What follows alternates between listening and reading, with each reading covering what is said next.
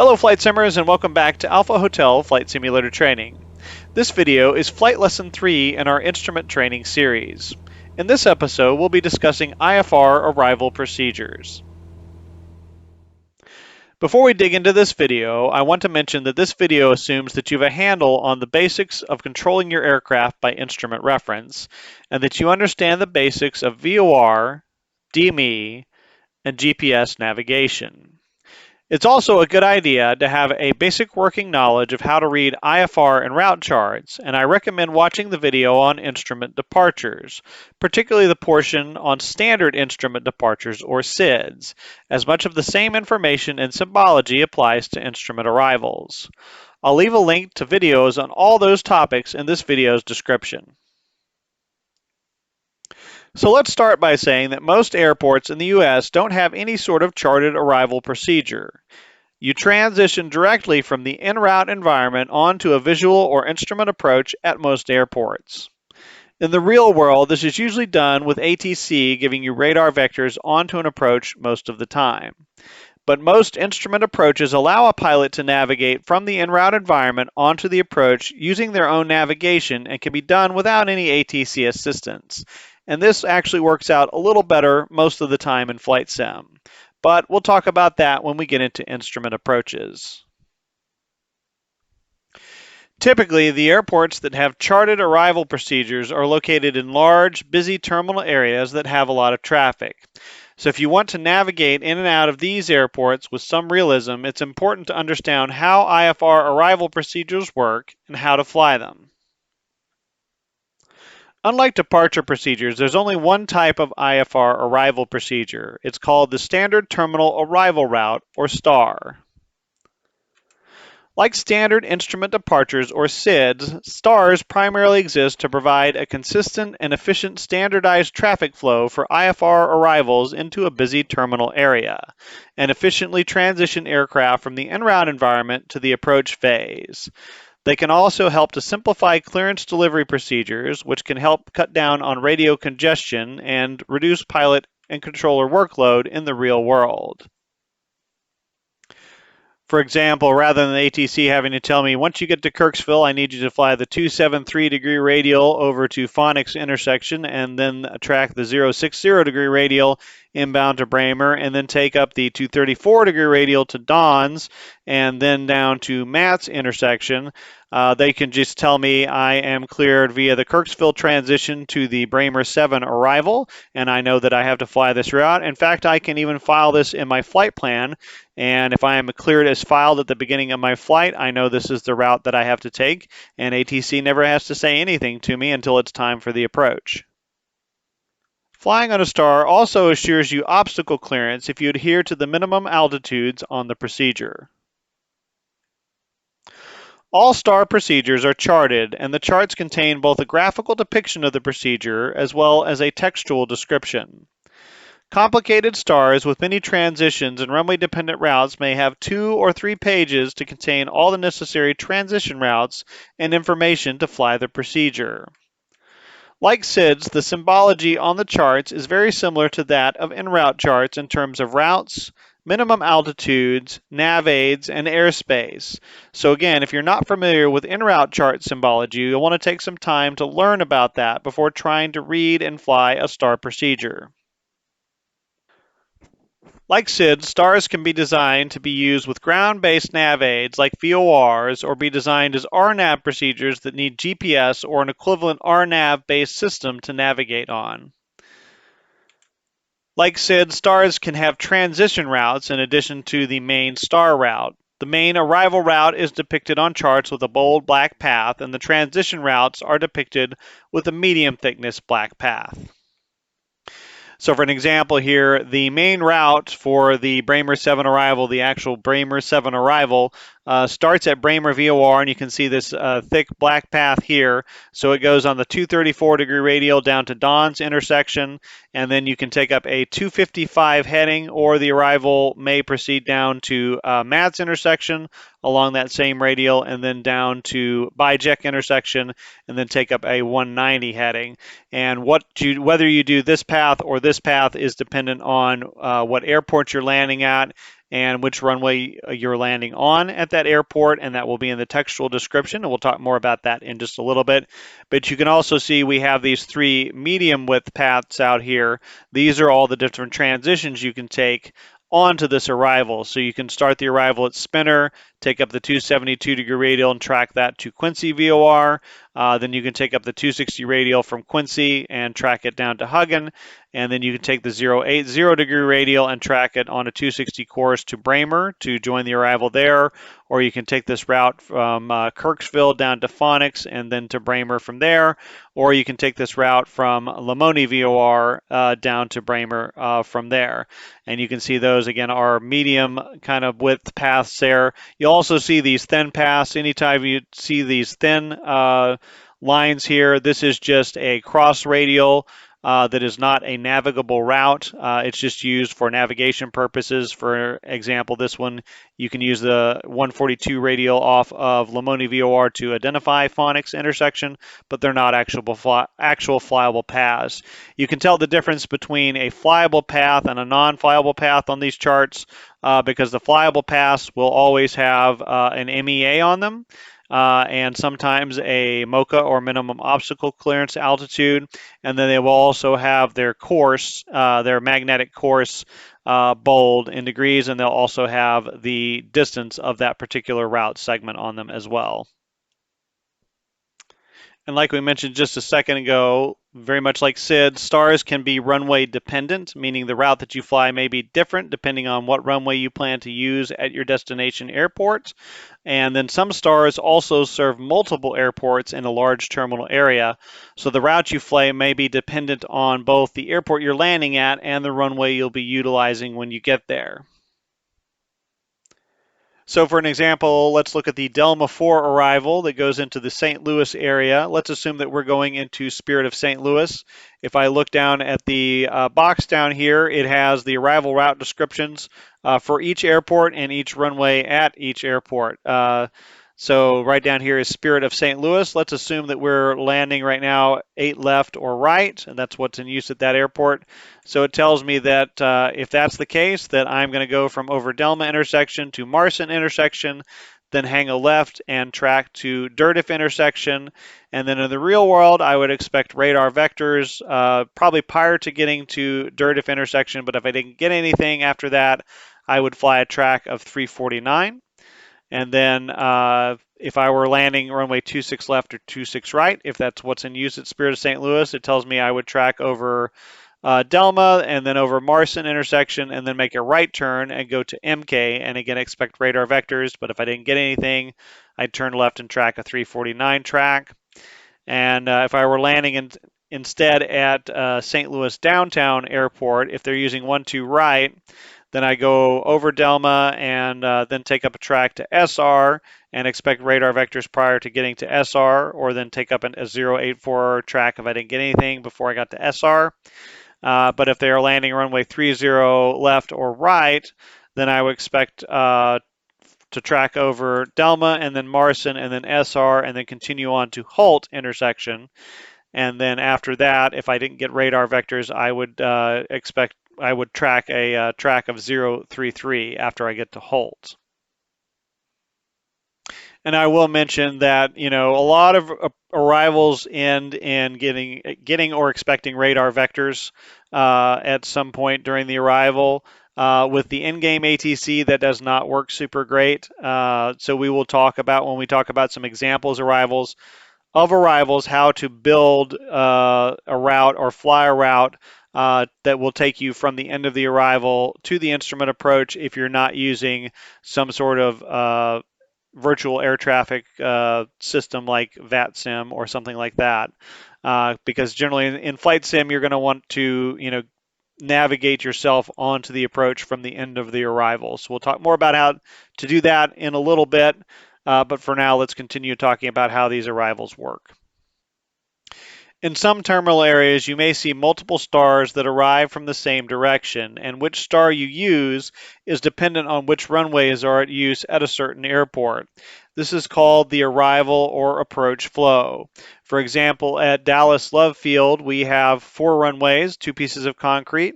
We have 13 left and 13 right, and then we have 31 right and 31 left. If we are landing and departing runway 13 left, we are said to be in a south flow.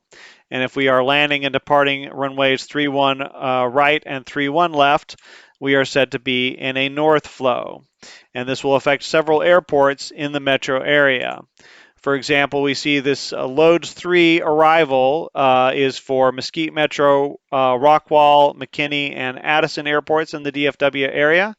And it has a note in the bottom left corner here that says, this is for use when Dallas Love Field, or DAL, is in a south flow. In other words, when they're using 13 left and 13 right for takeoffs and landings.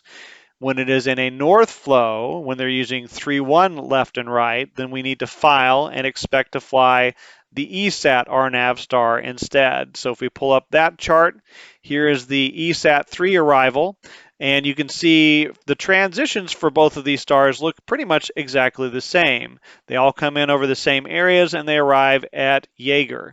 But once we get to Yeager, the altitudes we expect at Yeager, well, they're actually the same on this one. Sometimes they can be different if you're in a different flow. But then the route is just slightly different once we arrive at Yeager. And then we've got a note on this star here that says, for use when Dallas Love Field is in a north flow, so when they're using 3-1 left and right. And when it's in a south flow, we need to file and expect the Loads 3 star instead. Like SIDS, the altitudes listed on the flyable route segments of a star are MEAs or MOCAs and are not altitude constraints or procedure altitudes.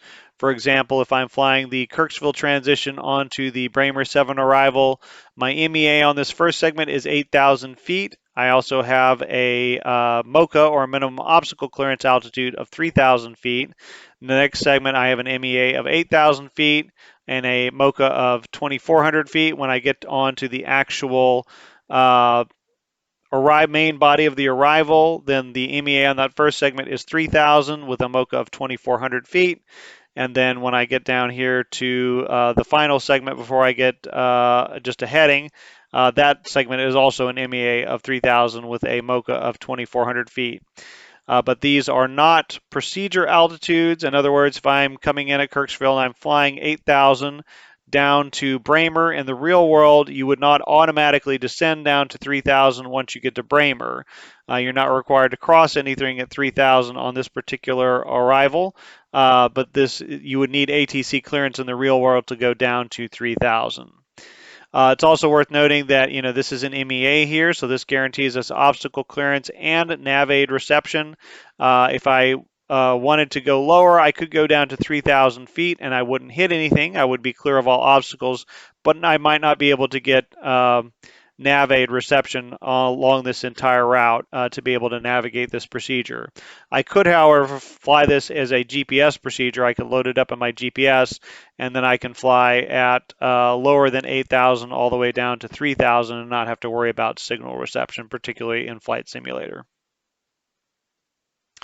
Like SIDS, there are sometimes altitude constraints on stars, and they're depicted with the same sort of symbology as you would see on the SIDS. So if you have a waypoint or a fix where you need to cross it exactly at a certain altitude, it will list the altitude and then put a line above and below that.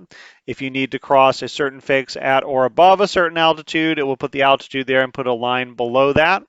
And then if you need to cross a certain fix at or below a certain altitude, it will put the altitude and then put the line above that altitude. And then if you need to cross a fix or waypoint between two altitudes, it will put both altitudes in there, the higher one on top, the lower one on the bottom, and then put a bar above and below both numbers.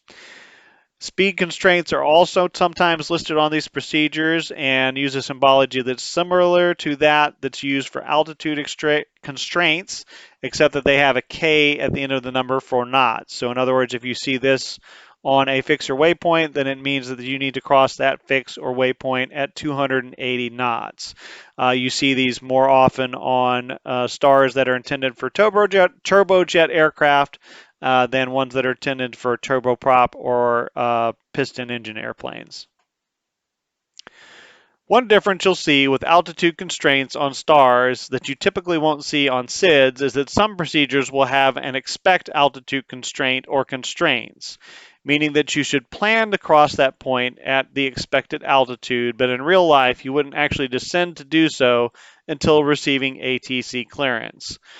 For example, if we look at the loads 3 arrival that we looked at earlier into the Dallas-Fort Worth intersection, you'll notice that at Yeager intersection here, where the main body of the arrival starts, we have some vertical navigation planning information. It says for turbojets, expect to cross this intersection at 9,000, and for props to expect to cross it at either 6,000 or 7,000. So we will plan to cross that fix at that altitude, but we can't in real life actually start our descent to cross that fix at altitude until we're cleared by ATC. Let's say we're in a propeller airplane, we're headed this way, we're cruising at say 8,000.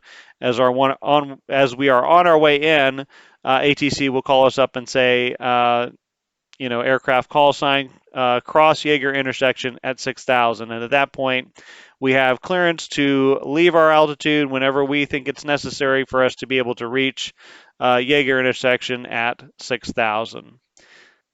So in-game, I don't believe the in-game ATC supports altitude constraints on SIDS. I haven't tested it yet, so I don't know for sure. So let me know in the comment section if you have any experience with that. But you can just basically, if you're not using a virtual ATC service like VATSIM, you can basically just, if you have multiple altitudes that you can choose to cross that intersection at, you can choose one of them, and then just do your normal vertical planning and cross that intersection at whatever altitude you've decided is optimal for you to cross it at. 9 times out of 10, probably 99 times out of 100, you will get these crossing restrictions in real life. You will normally be assigned these altitude constraints. It's very unusual, usually only when you have conflicting traffic, that you would not get those assignments. So it is realistic to practice crossing them in Flight Simulator, and it also sets you up well on the arrival to be in a good position to transition into the approach phase by crossing these at the appropriate altitude.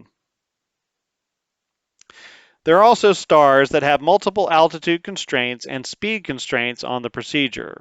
In real life, ATC will clear you to descend via these constraints by using the phraseology, descend via the procedure name arrival. This clears you to descend to the final altitude constraint listed on the arrival and meet all the altitude and speed constraints as you descend. For example, here we are looking at the Jedi 3 arrival into Atlanta Hartsfield-Jackson International Airport in Atlanta, Georgia. And we'll take a look at coming up on the Lars transition to the Jedi 3 arrival. And you can see there are several constraints as we're going in. We have Lars, we need to cross that at or above flight level 240. Death Star, we need to cross at or above 14,000 feet and at 280 knots. Wookiee, we need to cross above 11,000 feet at 250 knots. And Jedi, we need to cross above 10,000 feet at 250 knots. And then Daffy, we need to cross at 8,000 feet. The phraseology they'll use to clear us to do all that would be descend via the Jedi 3 arrival, and then that clears us to descend all the way down to 8,000 feet, but we have to meet all of these constraints on the way down. It's fairly easy actually to do this in an aircraft that has VNAV and or has managed descent like the 737 or the Airbus, or even some of the CRJs. It's even easier when you have auto throttle systems like the 737s and Airbuses have. All you have to do in that case is roll the final altitude into your altitude select window and then activate the VNAV or the managed descent mode. And generally speaking, the aircraft should stay at its last assigned altitude depending on the system. And then when it reaches the optimum path, it will track that path and it will meet all of those constraints. So all you have to do is monitor it to make sure that it's going to meet all those. And typically we'll have something on the FMS that will let you look at it and let you monitor where it is relative to the path. It is worth noting, it does say, of course, turbojet aircraft only. You'd probably guess that by looking at the altitudes. And most of the arrivals out there that have these multiple altitude constraints on the way down are typically going into very large airports, usually major hubs, and they usually are for turbojet aircraft only. And you'll notice that there are other altitude constraints on different transitions going in here. Most of them are, a similar distance to the similar restrictions on the other transitions. So basically, when the aircraft are about, this distance away, they want them to be at 14,000 feet and 280 knots. Another thing they can do with these arrivals is they can amend the arrival by using instructions. Something they'll do if they want you to go fast, if maybe you're lagging behind the rest of the traffic going in there, or you have a lot of traffic behind you and they want to speed up the flow and they have some space to do so, is they'll say descend via the Jedi 3 arrival, except maintained 300 knots, resume published speeds at Jedi. So then you can X out this speed at Death Star, you can X out this speed at Wookiee, and you can do 300 knots until you get to Jedi. And at Jedi, you do have to slow down and cross that at 250 knots. Sometimes you will run into stars where an expect altitude constraint is dependent on which way the airport is landing or dependent on the flow. An example of this is the Aussie 1 arrival into Atlanta. You'll notice at Aussie intersection, it says if you are landing east, meaning using runways 8, 9, or 10, you should expect to cross Aussie at 14,000 feet. And if you are landing west, meaning using runways 26, 27, or 28, then you should expect to cross Aussie at 12,250 knots. So that altitude constraint will be different depending on what kind of runway flow they're in at Atlanta. And how low I can descend when I'm given a descend via clearance can depend on whether or not I've got a runway assignment or not. For example, if I'm cleared via the Aussie 1 arrival landing west, that is a clearance you would typically get from center, then that clears me to descend all the way down to 8,000 at Posey intersection, because with a west flow, we are going to go over Harry and then Kala and then Posey. But then until we get a runway assignment, we don't know where else we're going to go. So the last common fix for all west approaches is going to be Posey intersection, and the last common altitude will be 8,000. So if I am given the descent clearance, descend via the Aussie 1 landing west, but have not been given a runway assignment, then 8,000 is as low as I can go. Once I get a runway assignment, I will know that I'm taking one of these paths out here, and these have some lower altitudes on them.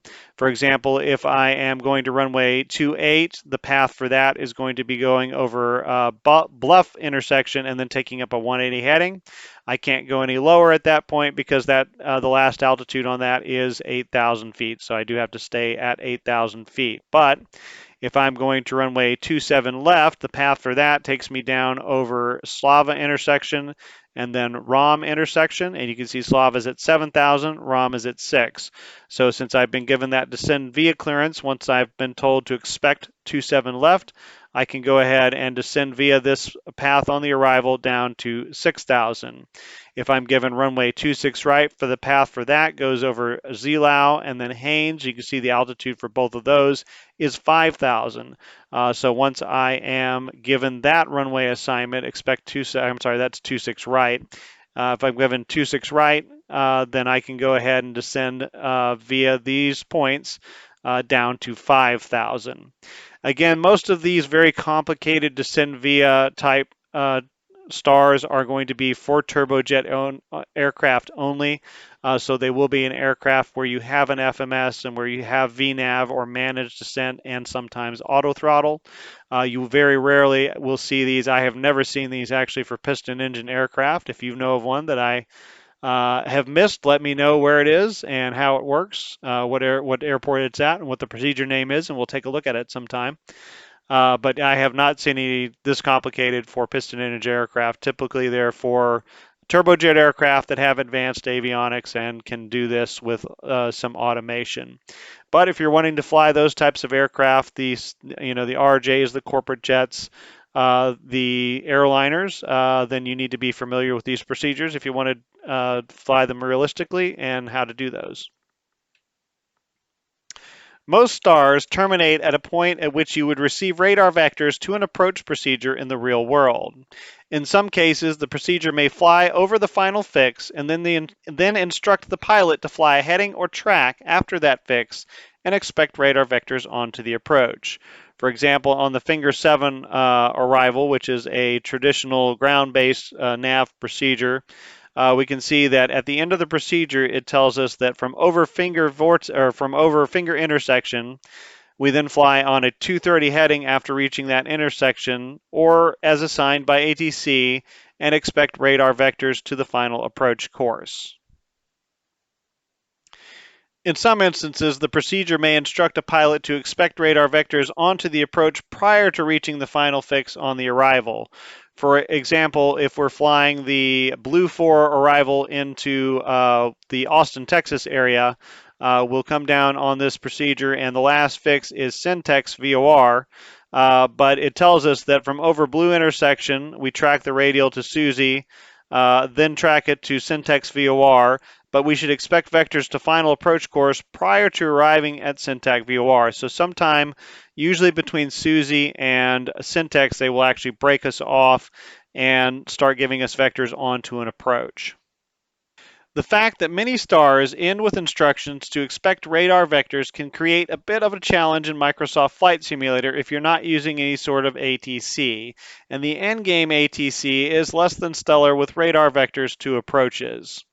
So if you're not using ATC, the best bet is to create your own routing onto an approach from the end of an arrival procedure, particularly if you're using a GPS-equipped aircraft, and we'll talk about some specific examples of how to do that in a few minutes.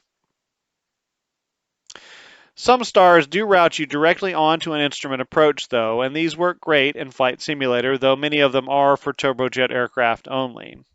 It's important to compare the arrival and the approach that you want to use to see if they have any common fixes that will feed you into an approach. For example, if I'm flying the Aussie 1 arrival and I'm landing west in Atlanta, if I'm using 26 right, the path is going to take me over Harry, to Kala, to Posey, to Zlau, and Haynes are the last two fixes on the arrival. So if I pull up the approach plate for the ILS to runway 26 right, you'll notice that the first two fixes on the ILS are Zlau and Haynes. So this will feed me right onto the ILS, and if I load the Aussie 1 arrival landing runway 26 and then load the ILS to runway 26 right, it will send me straight down on the arrival and straight in on the ILS approach. Which works out very efficiently. The only thing that you'll want to check when you load it is that you'll notice, you've got Zlau and Haynes here, you got Zlau and Haynes here. On some GPSs and some FMSs, it may double load these points. So check your legs to make sure you don't have two of each of those fixes in there. And if you do, then you'll need to delete those redundant points so you don't try to circle back and fly those points again. But other than that, once you've edited that so it goes straight on through, it works very efficiently. So how do you figure out if an airport that you're flying to has a star? Well, if you're using SkyVector, you just want to go to the airport you're interested in looking at. So I'm going to go over to Mesquite Metro Airport, and I'll right-click on that. That brings up our fix box, and then I'll hover over the airport name, and that will bring up all the instrument procedures for this airport. We have airport diagram first.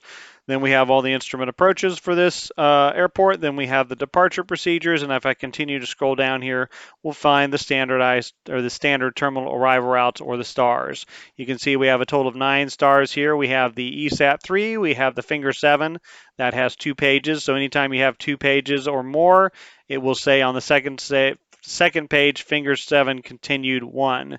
So continued 1 is the second page of an arrival, and continued 2 will be the third page of a star. We've got the Greg's 1, that has a second page. We've got Herb's 1, Jeffrey 5, Loads 3, Slant 3, Sway 4, the Jaeger 4, and page 2 of the Jaeger 4. By the way, this naming convention on here is anytime they replace a procedure, they move up a number. So the first time a procedure is released, it is the procedure 1. So we've got the Greg's 1. This is the first time it's ever been released. Then if they change it and amend the procedure so it's slightly different, that next version will be the Greg's 2. As you can see, we're all the way up to 7 on the finger arrival. So that's how that naming convention works there. To see the chart, you just want to click on the chart that you want to see, and that'll bring it up on the left-hand side. Actually, sometimes it's the right-hand side of the screen. I can use my orientation arrows here to change it if I want to look at it in a different way, and then we can use the size up. I can use the borders on the left-hand side to size the chart up and down and increase the font and increase and decrease its size so I can see it a little better. Another thing you can do to find the charts is go to that airport's page. So I'll go ahead and right click on that, and I'll actually click on the airport name here, and that will bring up the airport page. And then if I scroll down to the bottom of the page here, then I'll have all the instrument procedures. I have weather minimums, which is my takeoff and alternate minimums. I have the stars up at the second box here, and then we have instrument approach procedures and departure procedures. And it kind of prints just a little thumbnail of each procedure so you can kind of see what direction they're coming in from too. And then to actually look at the procedure, you just click on the chart that you'd like to view, and that will bring that chart up. And then you can use the controls at the bottom to change its orientation and to size it up and size it down. One of the biggest challenges of using a star is figuring out which star you should use. For many metro areas, particularly those not located on a coast, all arrivals and departures in and out of that terminal area are designed in a certain manner. If you imagine a large square drawn around the terminal area, all departures are designed to route over fixes that are on the legs of that square, whereas the arrivals are designed to route over fixes on the corners of the square. So to figure out what star you should use, you want to figure out which corner your route will be coming closest to as you fly in and find a star that comes in over that corner. For example, if I am approaching the DFW metro area from due north at about the center point over around to the northeast, coming anywhere from that direction, or coming in from the east, again north of that center point, I want to pick a star that comes in over that northeast corner. So let's assume that we're going to Mesquite Metro Airport, which has an identifier of Kilo Hotel Quebec Zulu.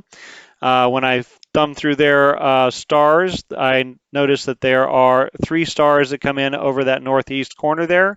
We have 2 ground-based stars, and then we have 1 RNAV star. And so I take a look at the differences between the 2 ground-based stars. I notice that this one has a route that's a little more southerly. It comes in kind of south of Addison. It does set up well for Mesquite, particularly for a southerly approach into Mesquite. This one sets up a little more northerly. It actually comes in to the north of Addison. So this is good for like a southern arrival into Addison or for the northern airports in the metro area. And then I look at the RNAV and I see we have some high MEAs on this star, but we do have some lower MOCAs, so we could probably pick an altitude that is lower than the MEA on this star if we wanted to use it, particularly in Flight Simulator.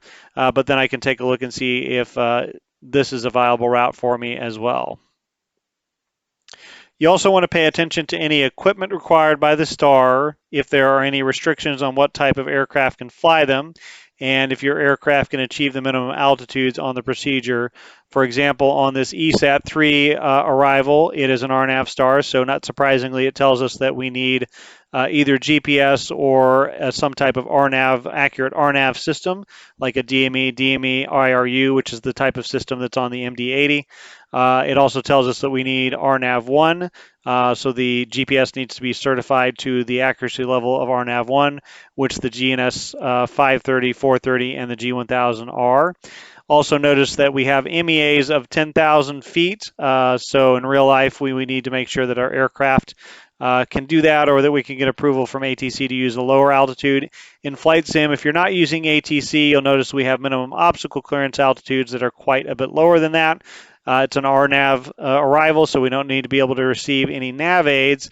So as long as we pick an altitude that's at or above these minimum obstacle clearance altitudes on these routes, we should be fine. We're not going to hit anything, and since we're navigating with GPS, we don't need to receive any nav aids.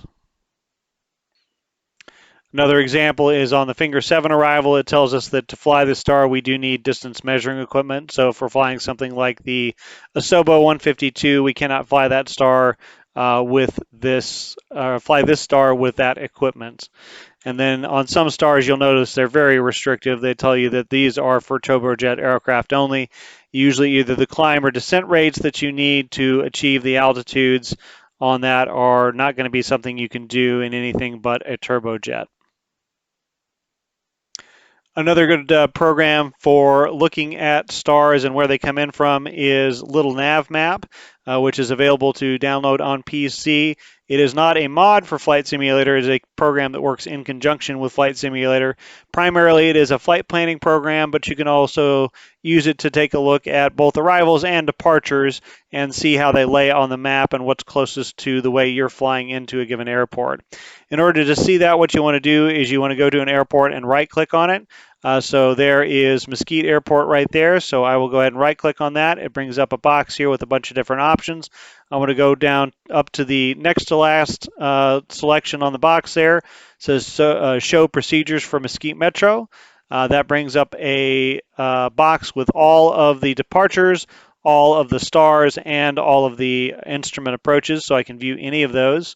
And then if I click on a star, that will show me the base layer of the star. So this is just what would be in the bold black on the chart.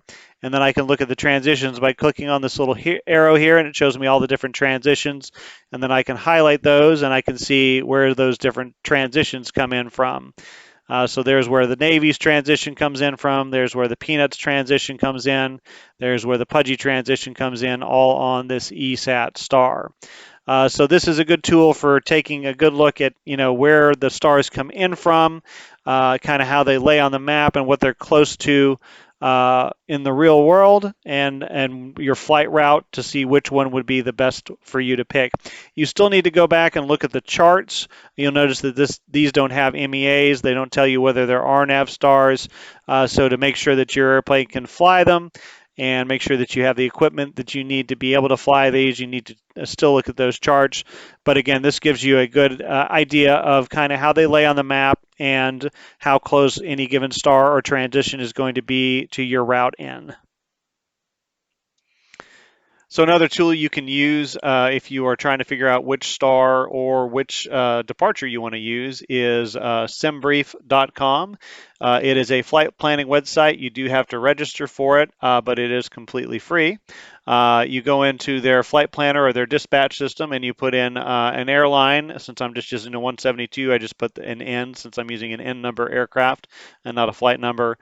Put in your flight number, and again, I'm using the tail number here. We're going to go from Addison Airport in the Dallas-Fort Worth area, which is Kilo Alpha Delta Sierra, down to Austin Executive or Bird's Nest, which is Kilo Echo Delta Charlie. And we put that in, and then we put our aircraft type in there. And after we do all that, it will generate several route suggestions for us. And if the airports of arrival and departure have SIDS and stars, it will suggest SIDS and stars that should work well with your route.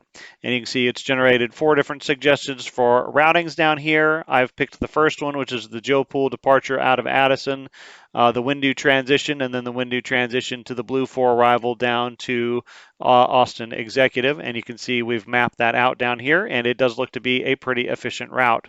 And it will actually give you in the route analyzer down here, it will give you a comparison of the route compared to direct and tell you how much more in a percentage the mileage is compared to a direct route. So we're looking at, with this route, just 5.4% longer than a direct route, which is pretty efficient for using arrivals and departures. You can also put in a custom route up here. You can go in and enter the route yourself and see if how that route works out for you. If you're just curious, if you're looking at maybe using a different arrival than it's suggested, you can put that in here and take a look at what that looks like. So this is a good tool to look at to get some suggestions for which arrivals might work for the way that you are routing yourself. So let's take a look at a few examples of stars that we could use in the 172 and how to set them up and fly them. So the first arrival we're going to look at is going to be the Bramer 7 arrival into the Kansas City area. We'll assume that we are approaching from the east-northeast, and we're going to assume that we're going to go down to Charles B. Wheeler downtown. We have two transitions on this route. We have the spinner transition. You'll notice the MEAs are quite high on this route, and it does not have any MOCAs for us, so this is probably not available to fly on a 172.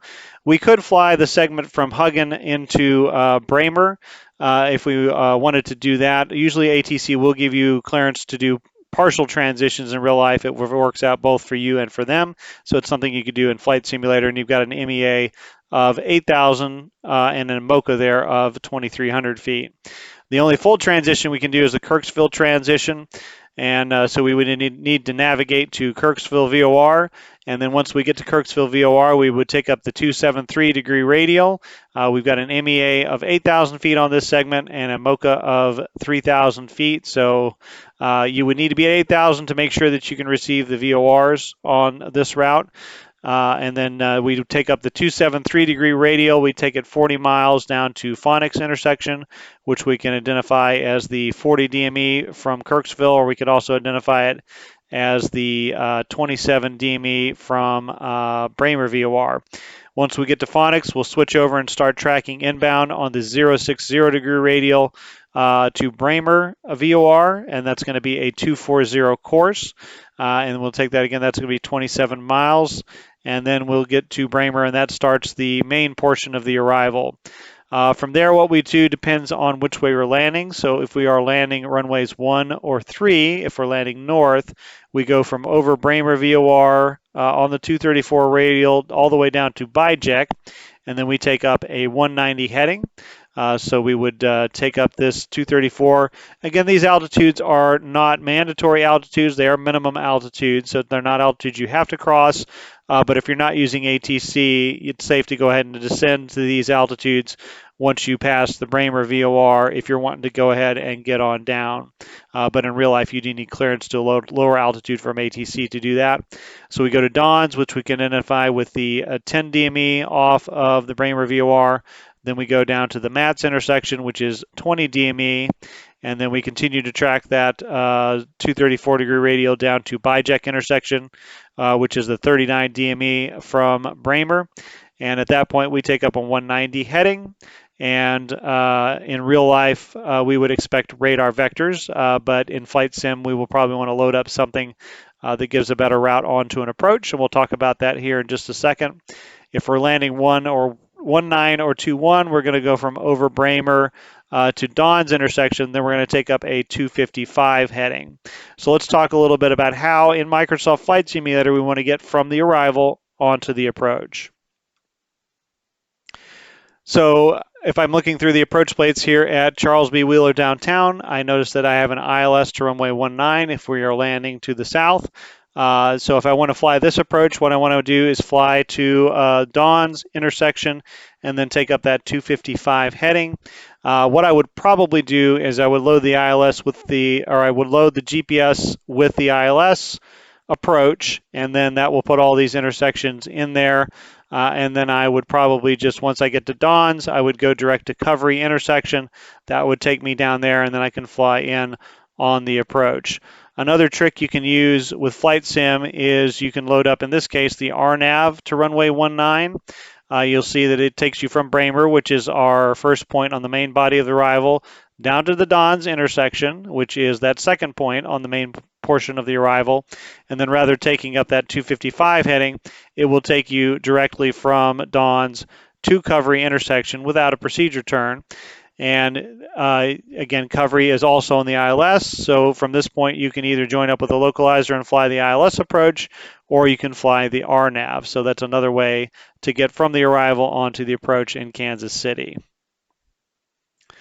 If we're landing north, it's a little bit trickier. Again, we were supposed to go down to Bijek and then take up a 190 heading, which is going to put us somewhere around over here. What I would probably do in Flight Sim is I would load in a approach that would put me on a base leg if I can find, or not an approach. I would load the approach for the ILS to 13, but then I would also insert a waypoint. I'm going to try to find something that's over here in this area that would give me a good flight to kind of a base leg to turn over to Hebto. What I like to do is I go to the final approach fix, and we'll talk about all these terms when we get into instrument approaches. But I try to find something that is one fix back from the final approach fix, and then find something that is perpendicular to that on kind of a base leg that I can fly to that base point and then fly to that next to last fix, make a 90-degree turn on and get a nice stable centered up with the final approach course segment going on there,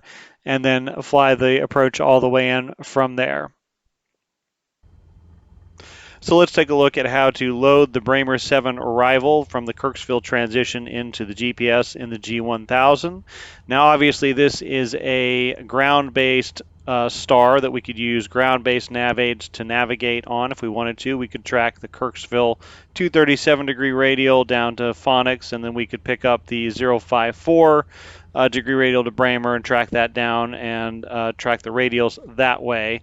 But you will find that at most large metro areas, a lot of the approaches at the airports in those metro areas, the feeder routes and the initial approach fixes for any instrument approaches at that airports are typically something you're going to need a GPS to navigate to.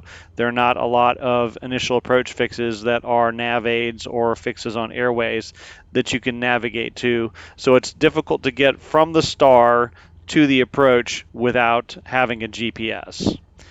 So with that, let's look at how to load up the Bramer 7 arrival, the Kirksville transition to the Bramer 7 arrival.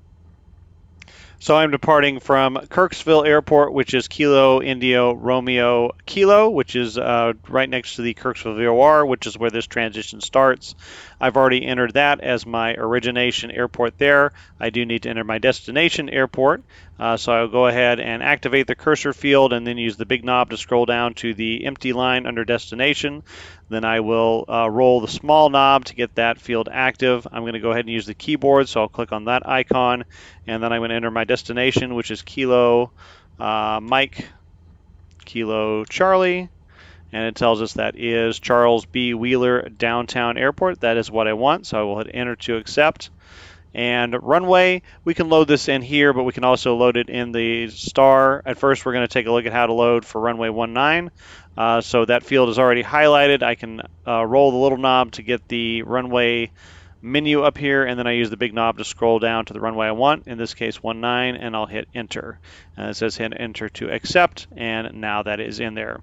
So where I want to go from here to load an arrival, I want to hit procedures, and so from here I will scroll down to select arrival, hit enter, and I do want the BQS7. If you look at the chart, that's what the identifier is the BQS arrival, because BQS is the identifier for Bramer VOR where the arrival is based. So that's the arrival that I want. That's already highlighted. I could use the big wheel to scroll down to more if I wanted. And you notice it also puts a depiction of the arrival up here too, including for landing runway 19, it has us going to actually this is not currently the runway dependent arrival as it is depicted right here, so we need to load that in. So there's the BQS arrival. We'll select that, hit enter. Which runway do we want to go to? We want to go to runway 9, and now you can see it changes. It goes from Bramer VOR to Dawn's, and then that has that heading after that. So we'll go ahead and hit enter there, and then the transition, we want to go from the Kirksville transition. And you can see when we load that up, that shows all the Kirksville transition highlighted in a bold white line, and it shows the other transitions that are available in thin white lines too, so you can see where those are. So that looks good there, so we'll go ahead and enter. It lets us evaluate all the fixes there, and so we can go through fix by fix while we're looking at the chart. Kirksville to Phonics, and then to BQS VOR, and then to Dawn's, and then to runway 19. That looks good, so we'll go ahead and hit load, and now that has it in the flight plan. We can hit the middle of the small button to go through it fix by fix and look Kirksville to Phonics. And as we scroll over intersections, it'll actually scroll on the map here so we can see everything. Then to BQS, and then to Dawns, and then to runway 19 from there. So all that looks correct. So we'll go ahead and hit enter, and our arrival is loaded in there. Actually, we don't have to hit enter, just hit flight plan to get that cleared off of there. So now to get this set up so it will tie into the approach, I'm going to go ahead and load the approach. So I'll go to procedure, I'll go to select approach, hit enter. Then I will scroll down using the little knob to ILS to runway 19. That's what I want, so I'll hit enter. And then as far as what I want the Covery initial approach fix. That is the initial approach fix that's at the beginning of the ILS. It's a point that's on the localizer lined up with the approach course, but fairly far out from the final approach fix, so I do want to go ahead and use that. That'll set me up well coming off the Bramer arrival, so I'll hit enter there. Fly course reversal at Covery. I do not want to do that. I'm using this as kind of an intermediate fix and coming in from the arrival, so I do not want to do that, so I'll go ahead and select no, so I don't have to do the procedure turn. We can go ahead and load up our minimums here. I won't spend time doing that, but you can do that now if you'd like to do that, or if you can do that later if you'd like as well. And then loader activate. If we activate, that's going to take us direct to Covery from our present position. We don't want to do that. We want it in the flight plan after the arrival, so we'll go ahead and hit that. It reminds us that we cannot use the GPS to shoot this approach. That's only for monitoring our position and for positional awareness. We have to use the raw data to actually shoot the approach, so we will accept that. And then if we look in here, we can scroll down on the waypoints here. So we'll go to Phonics, BQS, Dawns, and then you can see it goes from Dawns directly to Covery here, so that is loaded up well. There's no extra segments in there. What we've done here is going to work. It's going to take us from the Dawns intersection direct to Covery intersection. That puts us on the localizer and then turns us inbound, and then we are on the approach from there. So once we hit Covery and turn inbound, following the GPS guidance with our magenta line over here, then we are on the course. We can go ahead and switch over to the localizer and start flying the ILS approach at that point. So this is another place where a little nav map comes in handy. So what I want to do is I want to take a look at this approach. We can see this is Charles Wheeler Airport right here. Here's the ILS to runway 3. I can see fin-in, which is my final approach fix. And again, we'll cover these terms when we get to instrument approaches. And then usually what I like to do is go one fix back from the final approach fix. So in that case, that would be Hepto. That's the next to last fix on the approach, right before the final approach fix. And then what I like to do is find a fix that would be on a base leg for that.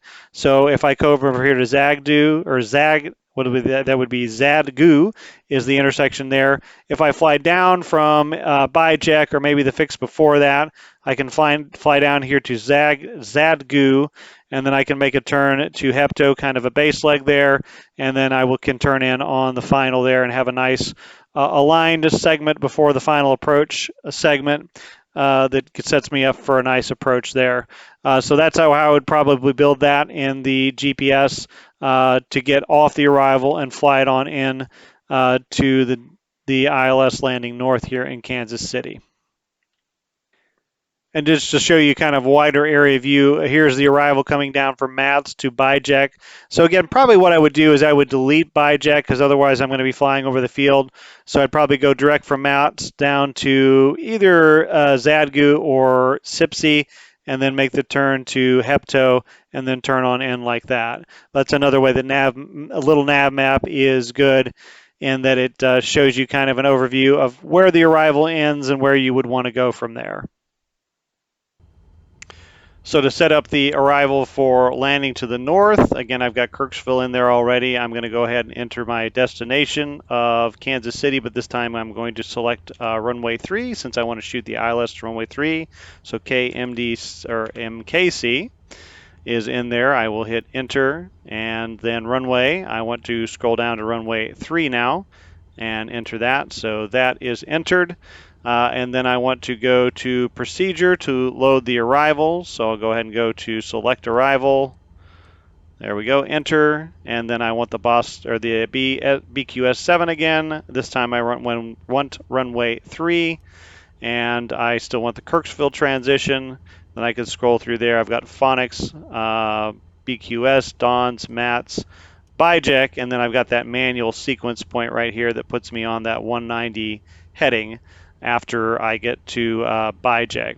And the way you'd want to do this in the real world is once you hit BIJEC and the aircraft turns you over towards that 190 heading, you'd then want to take it and put it into a heading select mode so that you can then get vectors from ATC and so that the GPS doesn't try to track anything.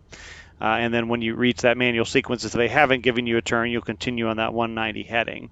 But we're going to go through and we are going to set this up so that we'll sequence nicely into the approach for runway 3 for us. Go ahead and hit load, and then that is all in the flight plan there. You can see if you scroll down here, phonics, BQS, DONS, MATS, BIJEC, and then you've got that manual sequence point. You can see you hit BIJEC, and then you take up that heading. And again, it's looks like it's only a mile. Actually, it's not 7 miles. So it's just a point out there to start your aircraft headed towards that direction. But in real life, after you start heading that way, you need to take it out of nav and put it into a heading mode. But like I said, we're going to edit this so it'll take us right around into the approach. So the first thing we need to do is load up the approach. So we'll go to procedures, select approach. We want the ILS to 3. We'll hit enter there. It asks for where we want to start the approach from.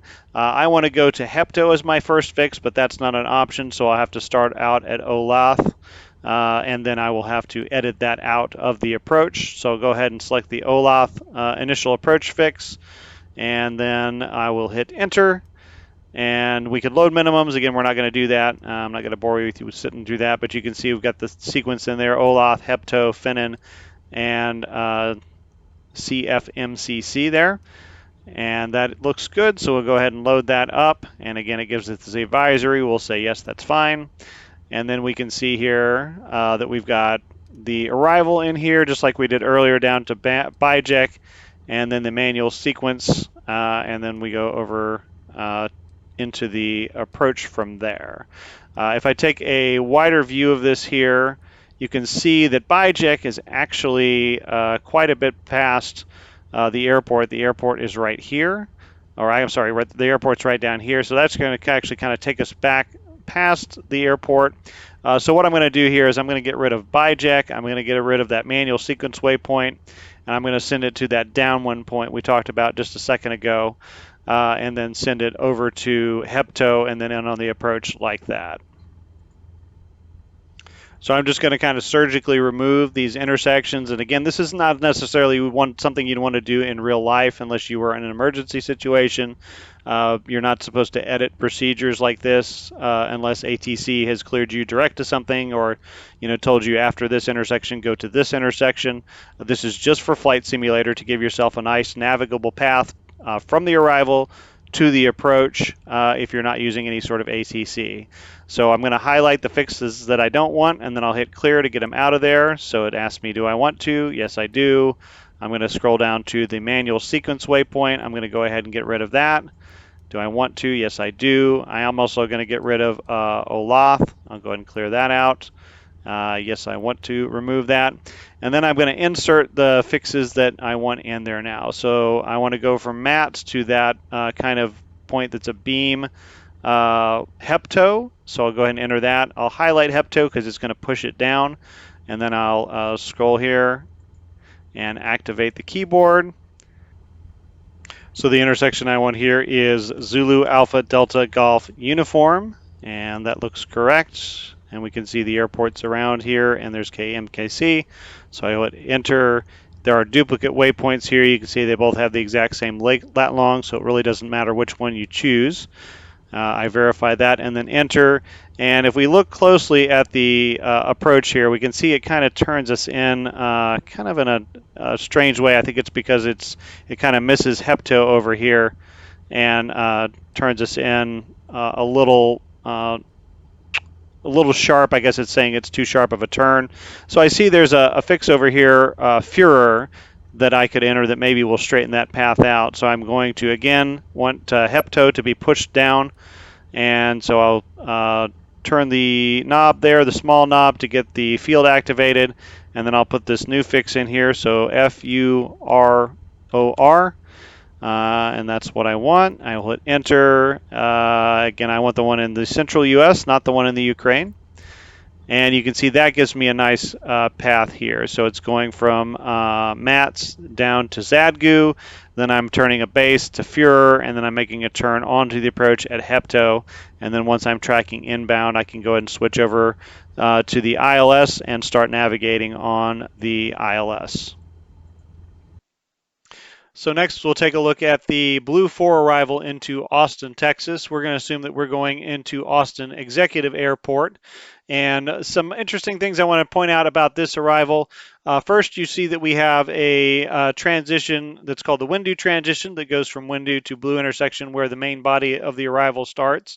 The interesting thing is here is that if you're leaving out of Dallas, you'll notice that there is also a Windoo at the end of the arrival or at the end of the departure taking off out of Dallas. So this is something that's not uncommon for two busy airports that are fairly close together, is that you will fly a departure out of one airport that terminates in a fix that is a common fix with the arrival into another airport that's close by.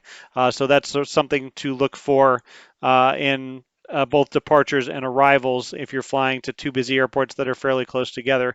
It's also not uncommon to fly a departure to a certain point, then go direct to a point on the arrival for another airport, again, if you're flying between two busy airports.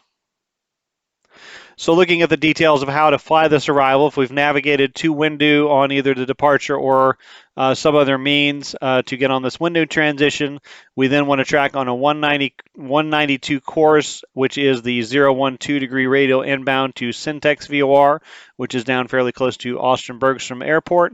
You'll notice that both of these transitions actually have an 8,000 foot MEA, which means if we are flying with them with ground-based nav aids, there is not a MOCA here.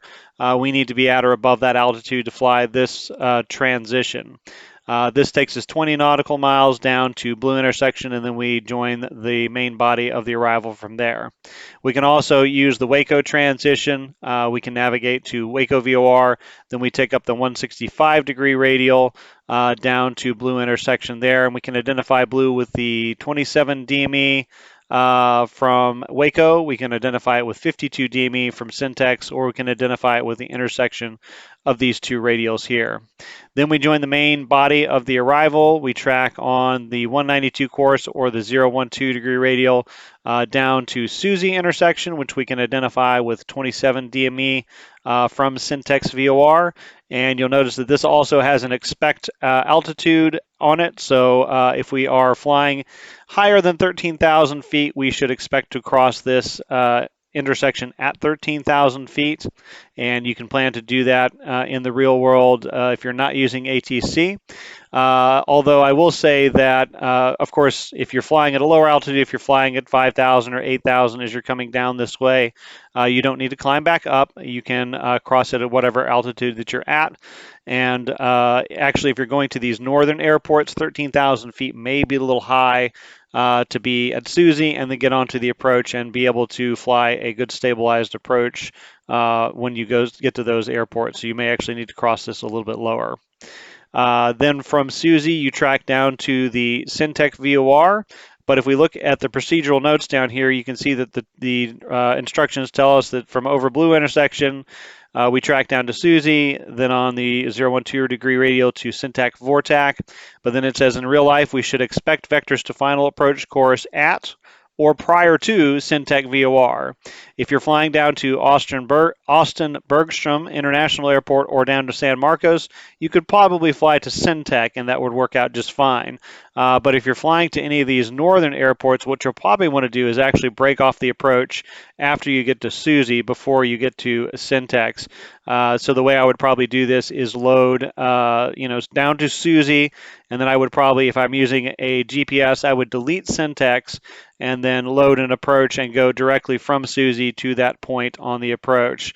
In fact, if we look at some of the approaches down here, what I can do, say if I'm landing Austin Executive, runway 13, if I'm using the RNAV to runway 13, what I'd probably do is put Susie and then delete syntax and then load the approach. And I can either go from DART, which is a feeder route, into the approach, or I can use the initial approach fix of QSAT. So I'd go directly from Susie to that fix, and then that would take me in on the approach like that. And then if I'm landing on runway 31, I could either go to Skull, again, a feeder route, or I can go to EVVEP, I think is how you pronounce that, after Susie, and then on the approach from there. So those are the ways that you could make that work out. Again, you're not going to get actual vectors if you don't have any sort of ATC, so just kind of build yourself a route that will get you onto the approach from there. So let's take a look at how to load the Blue 4 in here. And again, this is a ground-based NAV STAR, so we don't necessarily need to fly it with the GPS or have it loaded in the GPS, but we are going to transition to a GPS approach, and the easiest way to transition to most approaches off of an arrival is to use GPS. So to load up the arrival down there, first we need to enter our destination. So go down to the destination field, highlight that line underneath that, use the small key to get the cursor field active. I'm going to go ahead and use the keyboard, and I'm going to go into Austin Executive, also sometimes called Bird's Nest by the game. That's Kilo Echo Delta Charlie. So I'll go ahead and enter that and enter to accept. This is not a runway dependent star, so I don't need to enter a runway here. And of course, if it was, I could still enter it later as well. So I'll go ahead and hit enter, and then I can just hit procedure to start to load the arrival.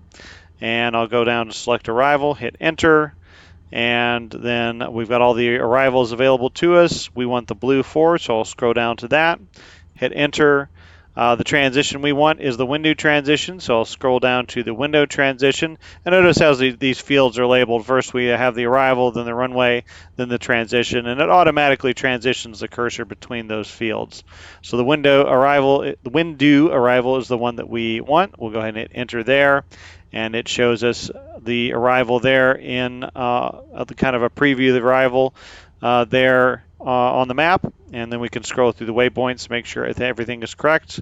I'm going to go ahead and load it up and check it actually on the flight plan. So we will hit load, and then we can activate our cursor with the middle button here and scroll down through our fixes here. So we've got Windu, and then Blue, and then Susie, and then Syntec VOR is where it ends, and it actually does have a manual sequence point in there too, even though it says to expect vectors at or before Syntec VOR. So let's take a look at loading up an approach for Austin Executive and how we would sequence that in with the arrival. All right, so to load the arrival, I'll go back to procedures again. I'm going to select the approach. It has all the approaches listed down there for Austin Executive. I want the RNAV GPS to runway 13 LPV. I'll hit enter, and it asks me how I want to enter that approach. I'm going to go to DART, which is the feeder route, and then that feeds into QSAT, and that makes a pretty good arrival, a transition from the arrival onto the approach. So I'll go ahead and hit enter there. We can set up the minimums if we want. I'm going to do that later. And then we'll scroll through and go ahead and load the approach, and then we can make sure that all the fixes are correct, and then we can go in and kind of surgically alter our arrival. So on the arrival, again, we want to break off after Susie to go on to the approach. So I'm going to scroll down here to Syntec, and I'm going to clear that out, and it asks, do I want to? Yes, I do. I'm going to go to the manual sequence point and remove that. So I will hit clear when I get down there, and enter again, and that removes that. And you can see now we go from Susie direct to DART, and if I scroll down and look at the approach, you can see it a little. I'll scroll out here just a little bit here. You can see how it's going from Susie, let's see, from Blue intersection to Susie, and then to DART, and then we go on in the approach from there over to QSAT, and then to Phesis. Interesting name for a waypoint, and then to the final approach fix and on into the airport from there. So that shows you how you can load things up. Especially, it's particularly easy with GPS approaches usually to make a nice even flow from the arrival on to the approach. And that way, if you're not using ATC services, you can still use the arrival and flow right into the approach pretty easily. So let's take a look at a few RNAV arrivals so we can talk about how those work and how to fly those. The first one we'll take a look at is the slant 3 arrival into the Dallas-Fort Worth area. We'll assume that we're going probably to either Mesquite or Addison, one of those two airports down there. And an RNAV arrival is a very simple procedure to fly once you have it loaded correctly in your GPS or your FMS. The trick is to make sure that you are loading it correctly. With this one, we have multiple transitions, but it is not runway dependent. So once we get on the main body, it will fly exactly the same regardless of what airport and what runway we're going to go to. So I'm going to assume that I'm coming from the Pine Bluff area, so I'm going to load either the Dirk or the Jared transition. And again, the trick is to make sure you load those fixes or those transitions correctly, and then go check the flight plan and make sure that the points are all correct all the way through the end of the arrival. And then again, it's very simple to fly. Once you get airborne, you just take off and head direct or intercept the track to your first fix, and then you just follow the magenta line all the way the rest of the way in. Once we get to slant, or once we get to finger intersection, it then tracks to slant, and then you can see it says from slant, take a track of 230 and expect radar vectors to final approach course. So what the GPS does is it has you fly over slant, and then it creates a point that's about 7 miles away from slant on that 230 track so that your aircraft will track on 230. Again, this is a track and not a heading, so you don't want to necessarily putting into heading select mode. Now, if it did say fly a heading of 230, you could pass over slant and then put it into a heading select mode, and then you would expect radar vectors in the real world. What I would probably do here is I would load up the approach for, again, Addison or Mesquite, and find out which point I'm going to want to go to on that approach. And then I would delete this manual sequence point so it would go from slant directly to the first point on that approach. Another thing to take a look at on this arrival is the MEIAs. You can see they are on the transitions quite high at about 10,000 feet. For pretty much all of the transitions up to a certain point.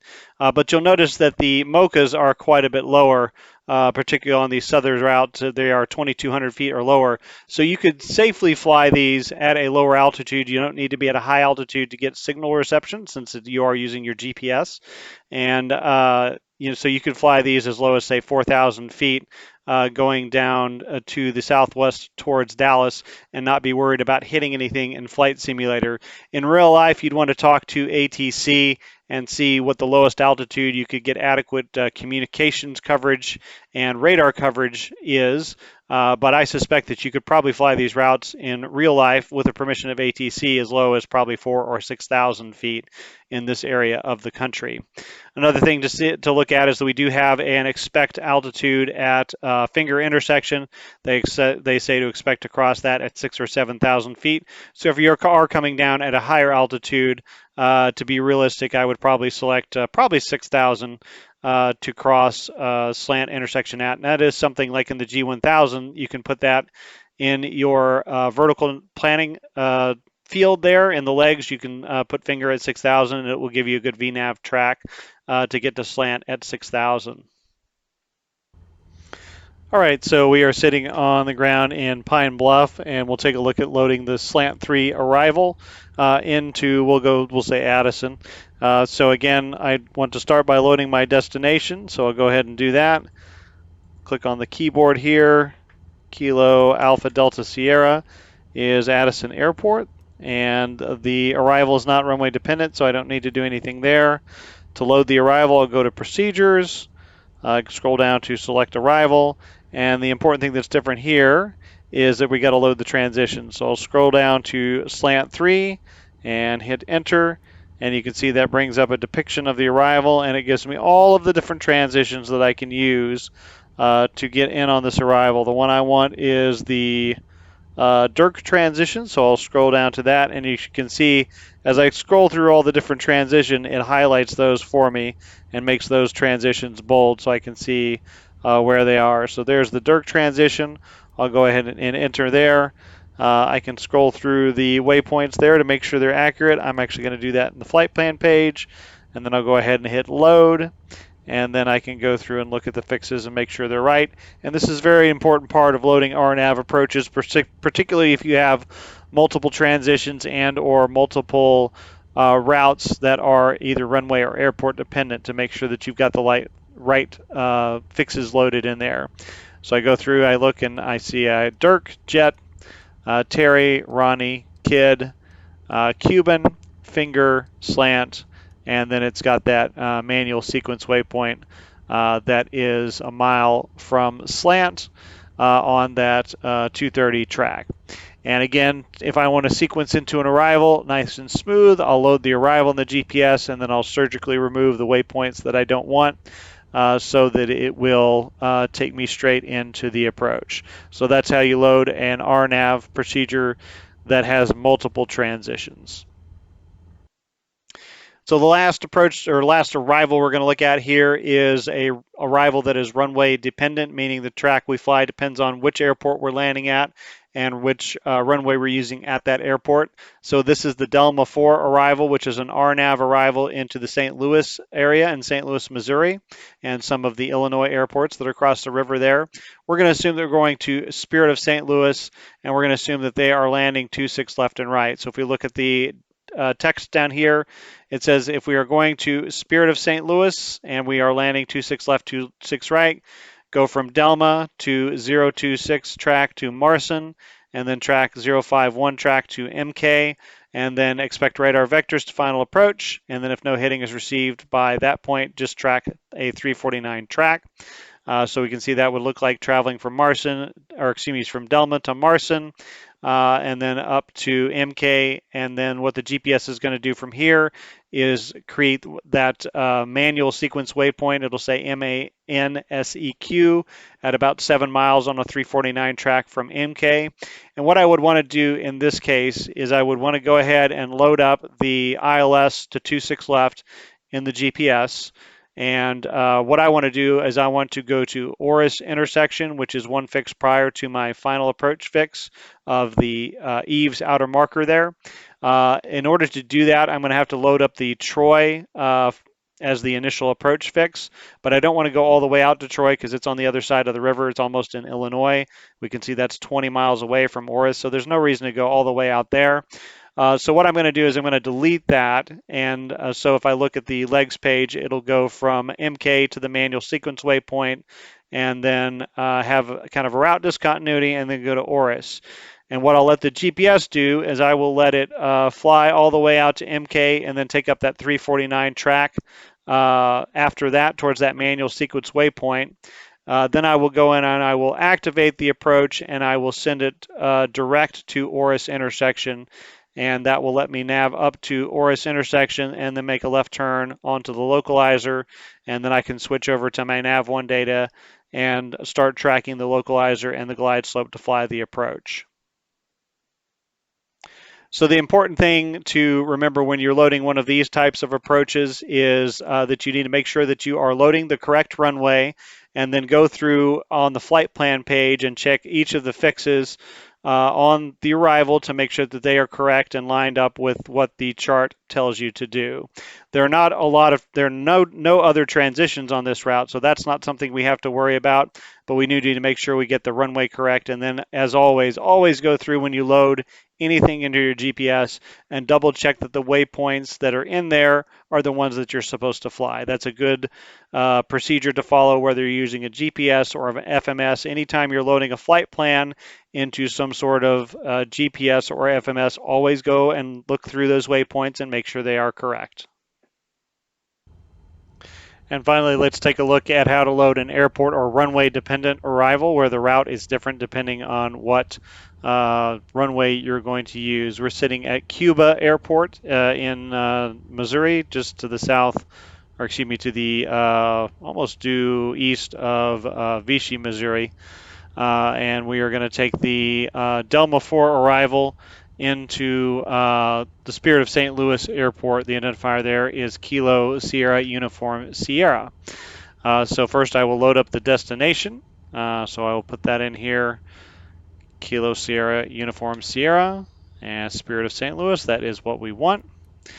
And then runway, we can go ahead and enter. We're going to assume that we are landing to the west, so we're going to say 26 left is the one that has the approach, although we will get a chance to load this again when we load the arrival. So 26 left, we'll go ahead and hit enter, enter, and then to load up the arrival, we'll go ahead and hit procedures, use the big key to scroll down to select arrival, hit enter, and then we want the Delma 4, so I'll use the big key or the big knob to scroll down to that, hit enter. Again, we've got the chance to load the runway here. We want 26 left. That's the one with the ILS. So we'll hit enter there. It gives us the fixes. And so we'll double check those. And again, this is the important part, is that we select the runway on this. We don't have any transitions on here to select. And then we take a look at the fixes and make sure it's doing what the chart is telling us to do. So Delma, then Marson, then MK, and then if we get to MK and we haven't heard anything from ATC, we're going to take up that 349 track, and then it's got 26 left loaded in there. So we'll go ahead and load that up, and again, it's a good idea to go through the flight plan and check and make sure that everything is good once you have hit load, and it does have everything in there. We're going to fly this one a little bit differently because it doesn't set up a great approach. What we're going to do is have it go ahead and fly through, hit MK and take up that sequence, and then we are going to activate our approach and take it direct to a point on the approach. You can go ahead and load an approach on the ground if you want, or you can wait until you're in the air. I'm going to go ahead and load it now just to demonstrate it so that will be in the flight plan and ready to go. So we'll hit procedure. We're going to select approach. We want the ILS to 26 left, so we'll enter that. As far as where we want to enter the approach from, I actually want to hit the approach at Oris intersection, but the only way to get that loaded in there is to load the Troy as the initial approach fix. So I will go ahead and hit that, and we'll go in and remove that. We can do minimums now, or we can wait and do that later. I'll choose to do that later, and we'll check the fixes. We're going to go from TOI to a Troy VOR to this waypoint that is, I think, just a kind of sequence waypoint to keep things straight there. And then there is Horus right there. And then Eves is the final approach fix. So all that looks good. And again, we're going to load, not activate, because activate would send us direct to Troy right now, and that's not what we want to do. So enter tells us that we can't use this for actually shooting the approach. We still need to use the old-fashioned ILS systems to do that.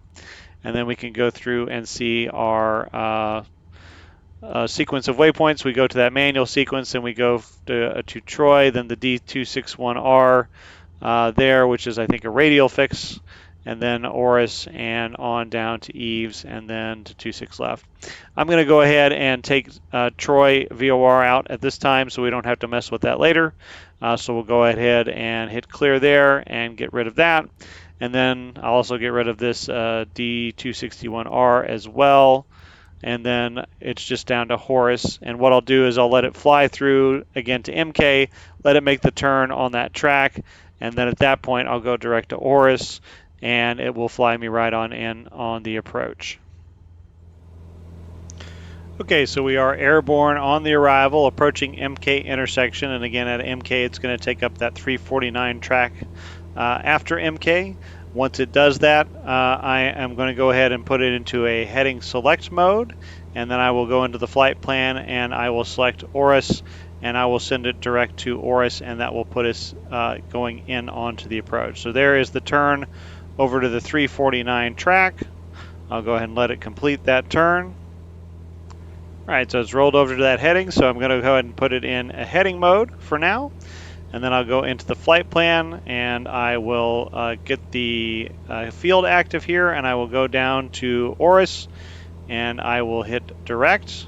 It asks me if I want to do that for sure. I do. I want to activate, and we can see now the track is going direct to ORIS. I'll go ahead and put it back in nav, and we can see that's going to fly me up to ORIS, and then it's going to fly me around and onto the approach.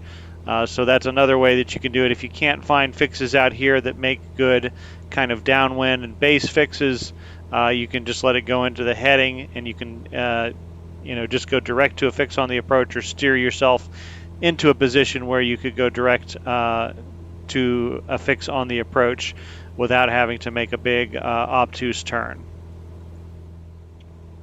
That concludes this video. Hopefully it's given you the knowledge you need to understand how to find and use instrument arrivals and incorporate them into your instrument flying. As always, if you've enjoyed the video, please don't forget to like the video, subscribe to the channel, and ring the notification bell to be alerted to new content. Thanks for watching, and we'll see you next time.